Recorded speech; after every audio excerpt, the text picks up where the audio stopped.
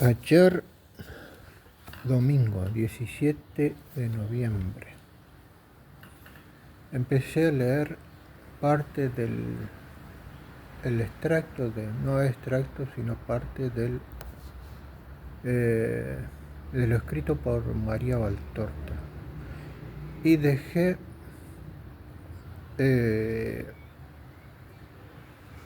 sin concluir parte del escrito que es importante, probablemente debido a un defecto mío que tiendo a la dispersión, y por otra razón porque quiero no hacer demasiado largo el video.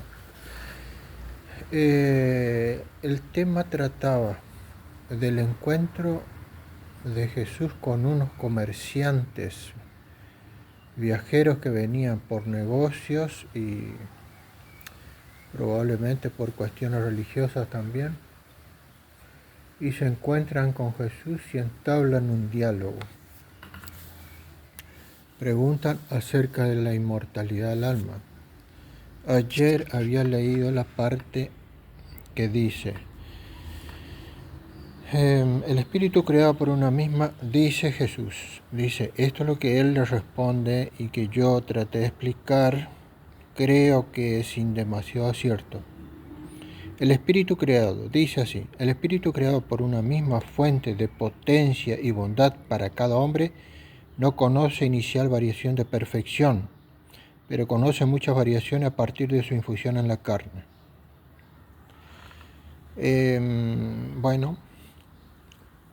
Cuando dice creado por una misma, para cada hombre no conoce inicial variación de perfección.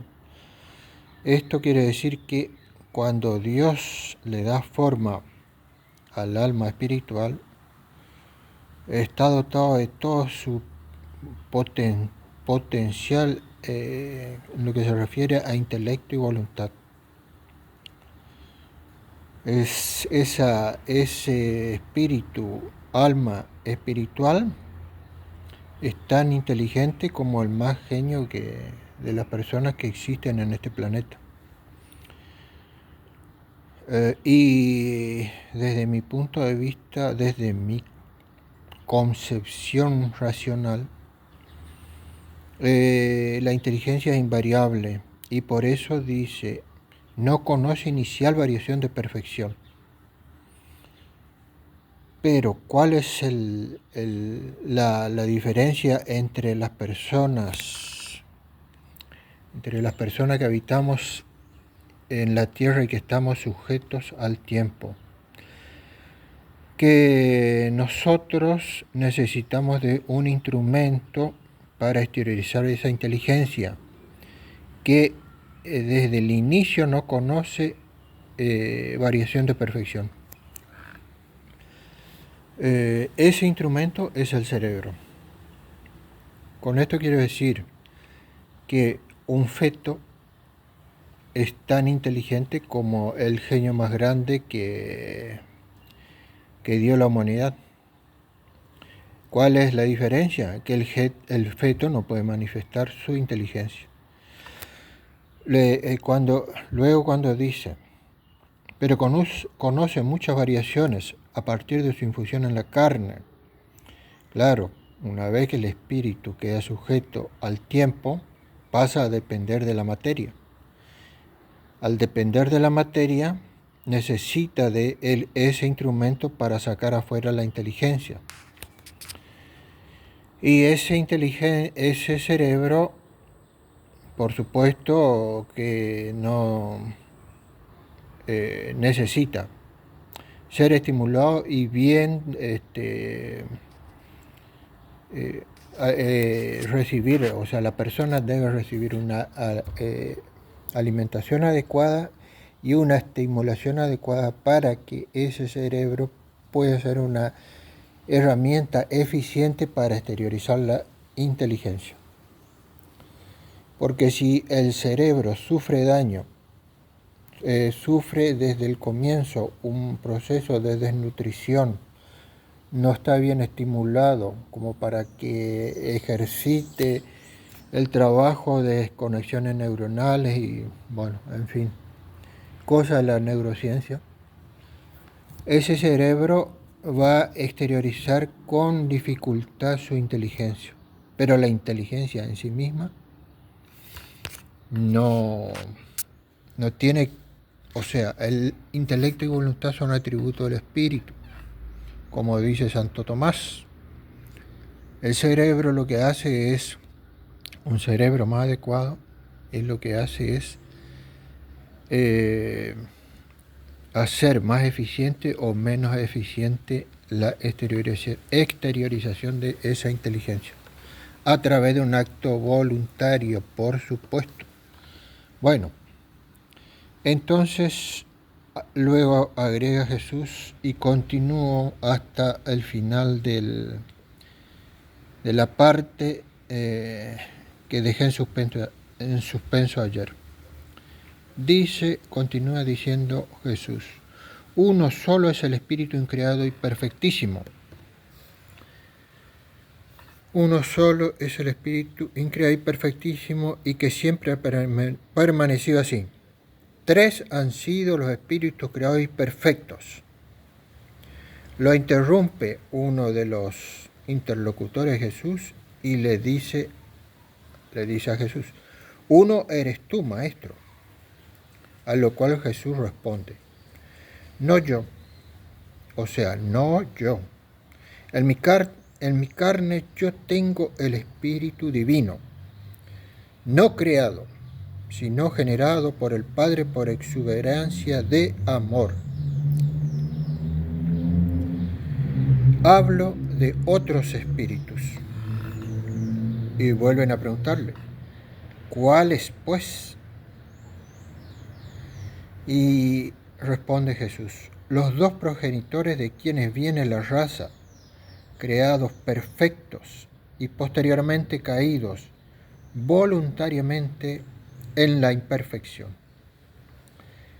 El tercero, creado para delicia de Dios y del universo, es demasiado superior a la posibilidad de pensamiento y de fe del mundo de ahora, como para que os lo señale.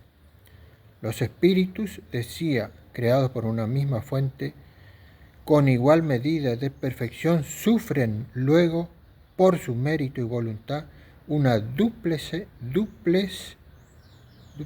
metamorfosis.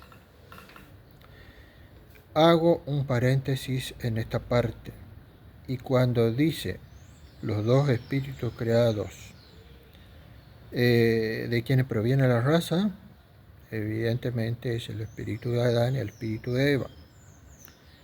Y dice: el tercero, creado por delicia de Dios y del universo, es demasiado superior a las posibilidades de pensamiento y de fe del mundo de ahora, como para que os lo señale. ¿Y cuál es ese espíritu sino el de María Santísima? Voy a continuar porque el resto no tiene desperdicio, y luego opino acerca del tema del Espíritu Perfectísimo de la Virgen.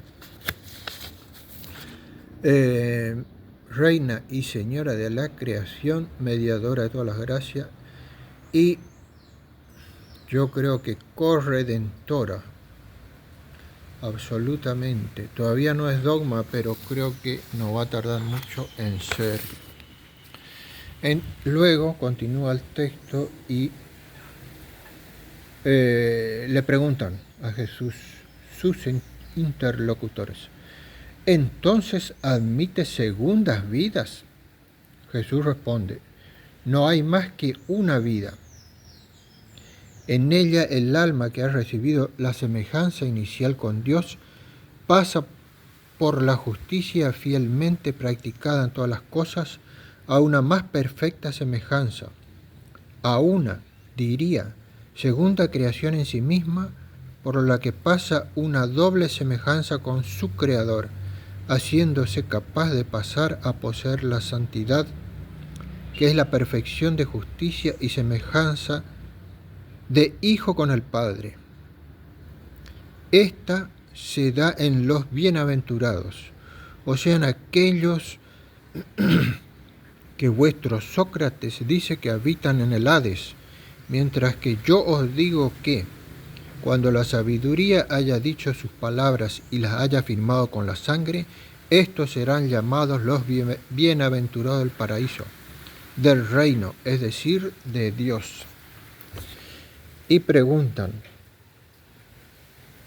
obviamente curioso porque las palabras de estas le llamaban mucho la atención. ¿Y dónde están estos ahora? Jesús responde, esperando. Y vuelven a preguntar, ¿a qué? Jesús dice, al sacrificio, al perdón, a la liberación. Insisten sus interlocutores y dicen, se dice que será el Mesías el Redentor y que ese eres tú. ¿Es verdad? Jesús responde, es verdad, soy yo, el que os habla. Insisten con las preguntas. Entonces deberás morir. ¿Por qué, maestro? El mundo tiene mucha necesidad de luz y tú quieres dejarlo. Jesús le pregunta, tú, griego, me preguntas esto. ¿Tú, en quien las palabras de Sócrates tienen trono? Replica, maestro, Sócrates era justo, tú eres santo. Mira cuánta necesidad de santidad tiene la tierra. Jesús dice, aumentará, potenciará 10.000 veces por cada dolor, cada herida, cada gota de mi sangre. Y replican, no sé si a coro, pero probablemente, dicen, por Júpiter, jamás hubo un estoico mayor que tú, que no te limitas a predicar el desprecio de la vida, sino que te apresuras a desecharla. Jesús replica, no desprecio la vida, la amo como la cosa más útil para comprar la salvación del mundo. Insisten, pero eres joven, maestro, para morir. Y Jesús dice, tu filósofo dice que los dioses aman lo santo, y tú me has llamado santo. Si soy santo, debo tener sed de volver a la santidad de la cual he venido. Nunca tan joven, pues, como para no tener esta sed. Dice también Sócrates que quien es santo anhela hacer cosas gratas a los dioses. ¿Qué cosa más grata que restituir al abrazo del Padre a los hijos que la culpa ha alejado y dar al hombre la paz con Dios, fuente de todo bien? Replican, dices que no conoces la palabra socrática. ¿Cómo es que sabes entonces estas que dices? Jesús replica, yo sé todo, el pensamiento de los hombres, cuanto es pensamiento bueno, no es sino reflejo de un pensamiento mío. Cuanto no es bueno, no es mío. De todas formas, lo he leído en las épocas históricas y he sabido. Sé y sabré cuando fue, es y será dicho. Yo sé. E insisten sus interlocutores. Señor, ven a Roma, faro del mundo. Aquí está rodeado de odio, allí te rodeará la veneración. Y Jesús replica, al hombre, o sea, la veneración al hombre, no al maestro de lo sobrenatural. Yo he venido para lo sobrenatural, que debo ofrecer a los hijos del pueblo de Dios, a pesar de que sean los más duros con el verbo. A pesar de que sean los más duros con el verbo. Preguntan, ¿Roma y Atenas no te tendrán entonces? Jesús replica, ¿me tendrán? No temáis, me tendrán. Los que quieran tenerme, me tendrán. Y replican, pero si te matan. Jesús dice, el espíritu es inmortal. El de cada uno de los hombres, ¿no lo va a ser el mío, espíritu del Hijo de Dios? Iré con mi espíritu operante, iré. Veo las muchedumbres infinitas y las casas elevadas en honor de mi nombre. Están en todos los lugares. Hablaré en las catedrales y en los corazones. No conocerá pausa mi evangelización.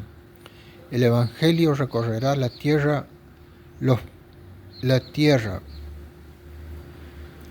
buenos, todos a mí, y paso a la cabeza de mi ejército de santos y lo llevo al cielo. Venid a la verdad. Lo interrumpen. Oh Señor, tenemos el alma envuelta en fórmulas y en errores. ¿Cómo lograremos abrir sus puertas? Y Jesús les dice, yo abriré las puertas del infierno, abriré las puertas de vuestro Hades y de mi limbo. No voy a poder abrir las vuestras.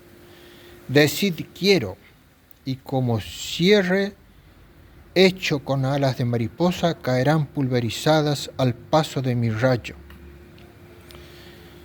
Y le preguntan, ¿quién vendrá en tu nombre? Jesús les dice, ¿veis a aquel hombre que viene hacia aquí junto con otro un poco más adolescente? Ellos irán a Roma y al mundo, y con ellos muchos otros, tan diligentes como ahora por el amor a mí, que los impulsa y que no los deja hallar descanso sino a mi lado. Irán por el amor de los redimidos por mi sacrificio a buscaros, a reuniros, a conduciros a la luz. Pedro, Juan, venid. He terminado, creo. Ahora estoy con vosotros. ¿Tenéis algo más que decirme? Pregunta. Sí, maestro, que nos vamos y llevamos con nosotros tus palabras. Jesús les dice, germinen en vosotros con raíces eternas. Id, la paz sea con vosotros. Salve a ti, maestro, replican, y la visión termina. Lo otro es lo que he leído al final. Y me llama la atención la figura de Sócrates, que en la de María Valtorta es el único filósofo que se nombra. Hay otro que no era un filósofo, sino un sofista, que es Gorgias, pero no es nombrado por Jesús, sino por una griega. En otra parte, Jesús habla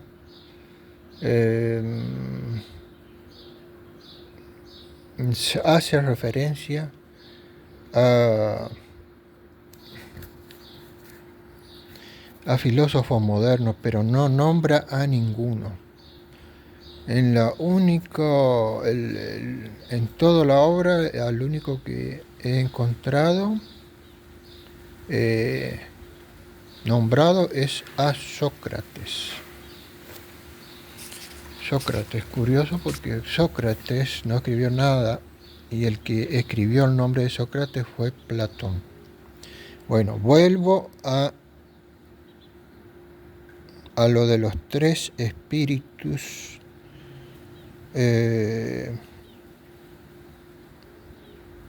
han sido creados, los tres espíritus creados perfectos. Los interlocutores creían que uno de ellos era el de Jesús y le dicen, uno eres tú, maestro. Y Jesús le dice, no yo. En mi carne yo tengo el Espíritu Divino. Y entonces le preguntan, ¿cuáles pues? Y los dos progenitores de la raza, creados perfectos y posteriormente caídos voluntariamente, o sea, cayeron por propia voluntad en la imperfección. Y el tercero es indudable que se refiere a la Virgen María Santísima. ¿Por qué digo corredentora, mediadora de todas las gracias? Señora y reina de la creación, sí, el dogma de fe. Bueno, la Virgen, a diferencia de Jesús, no tenía espíritu divino, sino que tenía alma y espíritu humano. El espíritu de Eva y alma humana. Y es criatura, tanto como nosotros. Bueno, pero libre del pecado original. Pero siendo criatura, y que tuvo que pasar por todas las vicisitudes por las que pasamos nosotros. O sea, tuvo que cocinar, tuvo que tejer, tuvo que acomodar ropa, tuvo que arreglar la casa, tuvo que criar un hijo, tuvo que atender al esposo. No en el sentido que pensamos nosotros. Nosotros pero tan asquerosamente contaminados con la concupiscencia que nos cuesta imaginar un espíritu puro. Nos cuesta todo. A mí particularmente, tan inclinado y tan débil frente a lo que llamamos concupiscencia. Imaginar la pureza del alma de María es difícil, pero hago la comparación con Satanás, espíritu caído. Dios ciertamente dotó a Satanás quizás con más atributos intelectuales que la Virgen, probablemente. No sabemos, suposición mía. Y sin embargo, Satanás siendo criatura, hace una opción contraria a Dios.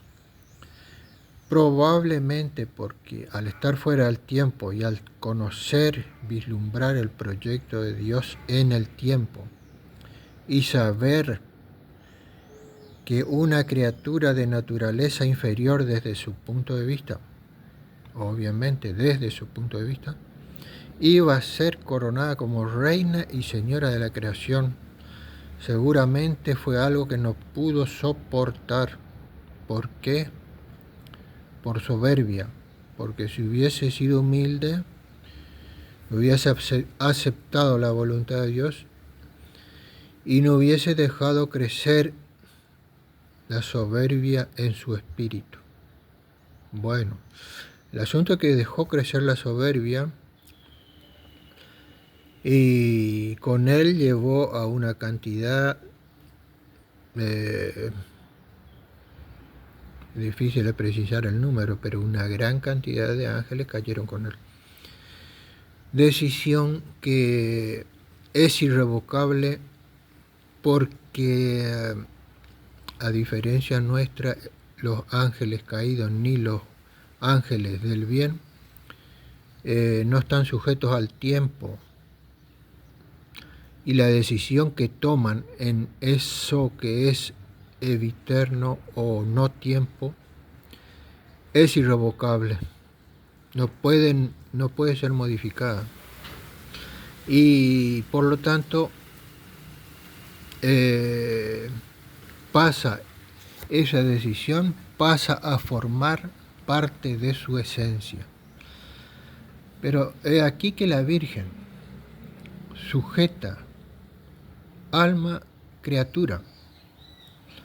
Supongamos o compartamos por un momento la visión de Satanás, criatura inferior.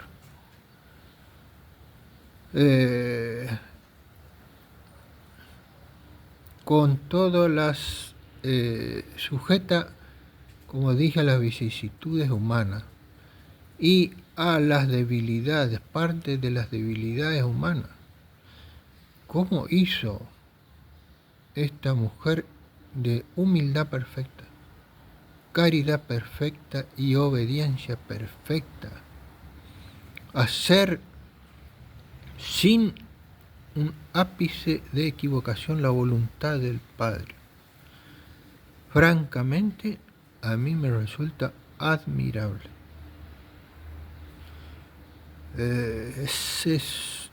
Siendo criatura, por eso digo, lo que dice acá Jesús es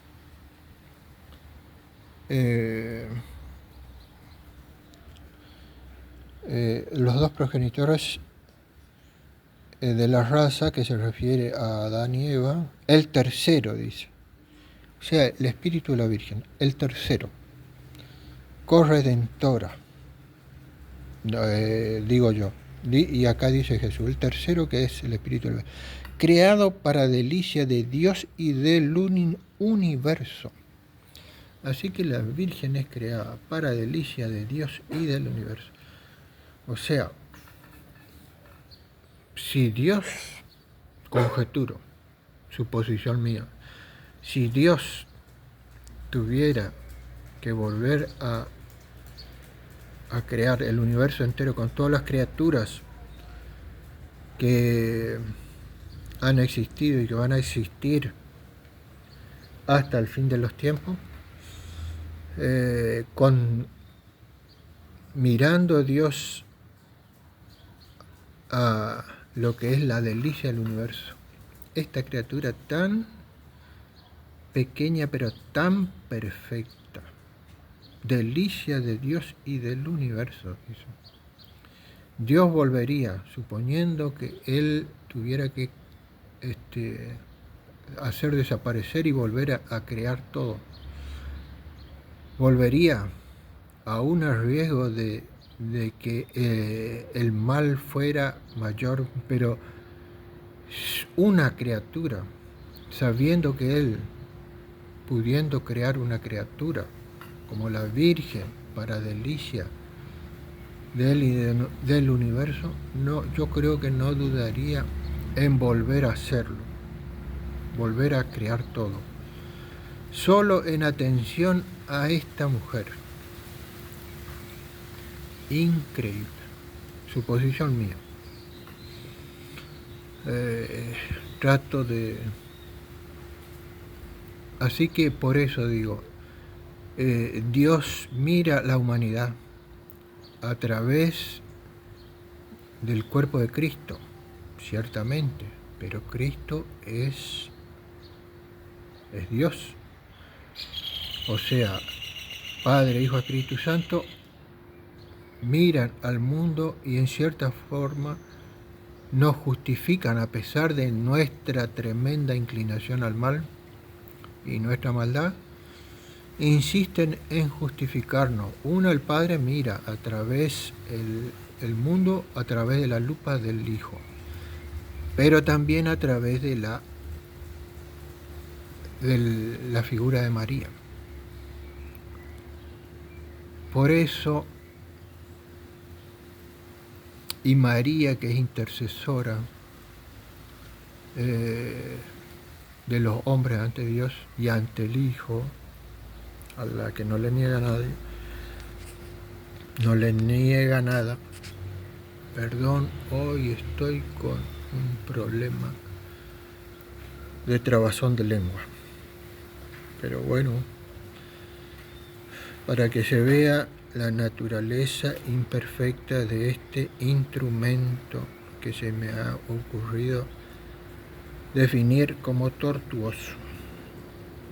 Ciertamente un instrumento tremendamente inclinado a la concupiscencia y al mal. Y sin embargo, me atrevo a conjeturar sobre misterios que superan totalmente el intelecto humano. En fin, suspenderé aquí, porque o si no se va a hacer demasiado largo, y creo que en líneas generales he dicho lo que quería decir. Así que con el favor de Dios concluiremos. Y de la Virgen María Santísima, sin pecado concebida. Amén.